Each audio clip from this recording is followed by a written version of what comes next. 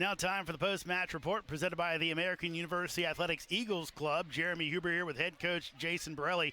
Coach, I just asked you, you're a business major in college. Tonight you were a mathematics major having to figure this one out. Have you ever had to do that in your career?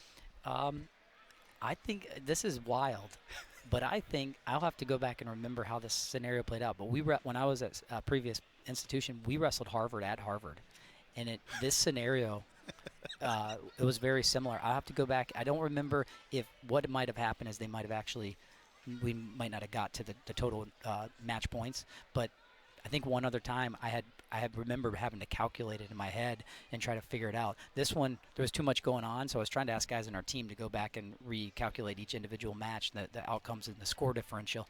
But it's wild, really wild. And, hey, we talked to the guys about everything matters, every point matters, and just score points, and that can be the difference, and tonight it was. And what was the final criteria that gave you guys the win? So for maybe novice fans or people listening that don't understand, so the first criteria in a dual meet, if it's tied, is that the most amount of matches won, and we both split 5-5. The second criteria is most pins, matches it in pinfall or forfeit or 6-point match victories. We were tied. We each had one pin. The third criteria is most match points if you calculate all the match points scored for each team in matches that didn't end in pin. So any other decisions, major decisions, or techs. And so we total all those up. We had 54 total match points, and they had 49 on the night. And so we got an additional point for criteria. That is absolutely crazy, Coach. Let's get into these big wrestlers tonight. And I tell you what, I talked to Jason Grimes on the air. I said, this might be the best atmosphere I think I've seen since I've been doing these matches. The fans were into it. The benches were into it. What did it feel like to kind of be on the bench and watch this unfold? Obviously, you're working hard, but at some point I'm sure you have to kind of look up and say, wow, this is kind of what I want here at American. Yeah, exactly.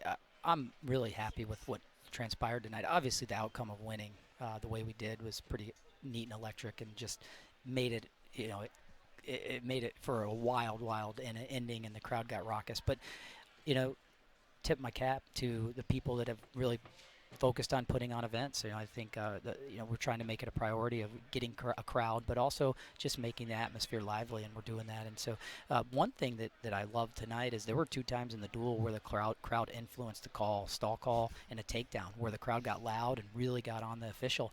And that's what teams like Penn State and Iowa and Oklahoma State have, because they have a knowledgeable fan base that's loud and can influence outcomes, and that's what true home court advantage is, and in our case, home mat advantage, and we want to create that here in Bender. Obviously, we want to pack this place. We had a great crowd on this side, which maybe from the stream you can't see because it's shooting across, but behind us, it was awesome. It was really, really lively, so excited. Jason, let's quickly get through these matches. Let's go with the first 2 wins. I thought Lopez and Milheim, big matches.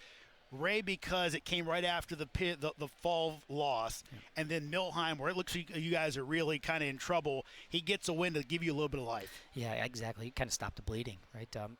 2 times you go out and get pinned, and then Ray comes out and stops that bleeding.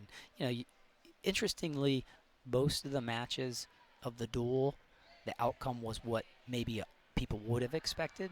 That being said, 165 and 197. The Harvard guys were slightly favored against us, and so I'm really proud of Caden and Karsten Rawls for how they won. They both had to be gutsy and score late and win.